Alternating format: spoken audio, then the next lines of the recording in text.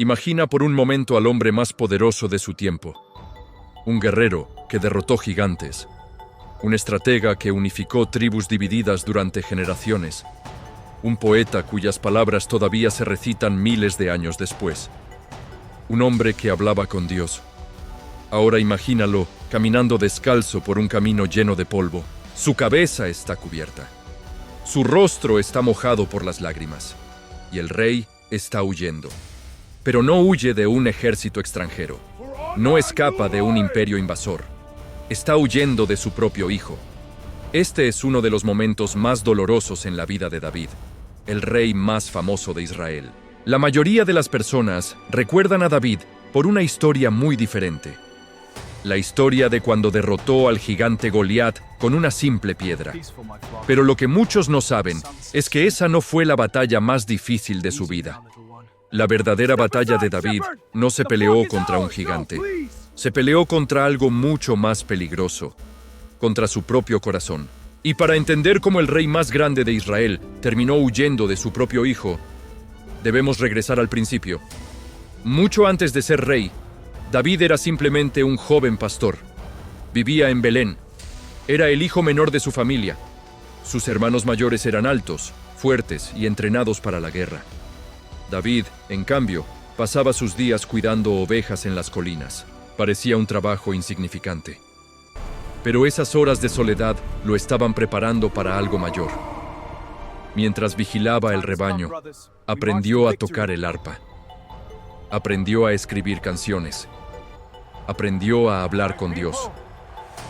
Fue allí donde nació el corazón espiritual que más tarde lo convertiría en uno de los hombres más influyentes de la historia. Un día, el profeta Samuel llegó al pueblo. Samuel fue a la casa del padre de David. Uno por uno, los hermanos mayores pasaron frente al profeta. Pero Dios dijo: el hombre mira la apariencia exterior, pero Dios mira el corazón. David ni siquiera estaba en la casa, estaba en el campo. Cuando finalmente lo trajeron, Samuel lo miró, y Dios habló. Ese es. Samuel derramó aceite sobre la cabeza del joven pastor. Desde ese día, David vivió con dos identidades. Por fuera, seguía siendo un simple pastor. Pero por dentro sabía que Dios lo había elegido. La oportunidad llegó cuando Israel estaba en guerra. Goliat desafió al ejército durante 40 días. Nadie se atrevía a enfrentarlo. Hasta que un joven pastor llegó al campamento. Cuando escuchó al gigante insultar a Israel, algo dentro de él se encendió. Rechazó la armadura del rey, tomó su honda, 5 piedras, y caminó hacia el gigante. Un solo disparo. El gigante cayó. En ese momento, el nombre de David se volvió famoso. Pero la fama trae peligros. El rey Saúl comenzó a sentir miedo y celos. David creía que el poder pasó años huyendo. Durmiendo en cuevas, Saúl murió en el desierto. Y David, liderando a un grupo de hombres rechazados. David unificó Israel y capturó Jerusalén. Tuvo la oportunidad, danzó delante de Dios con alegría, sin orgullo, no lo hizo sin vergüenza. David creía que el poder debía venir de Dios. Finalmente, Saúl murió en batalla, y David se convirtió en rey. David unificó Israel y capturó Jerusalén. Danzó delante de Dios con alegría, sin orgullo, sin vergüenza.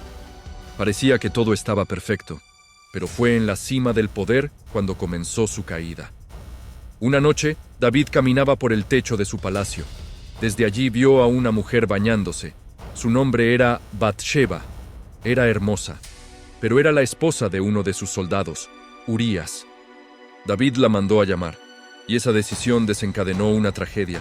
Trató de ocultar su pecado, manipulando a Urías.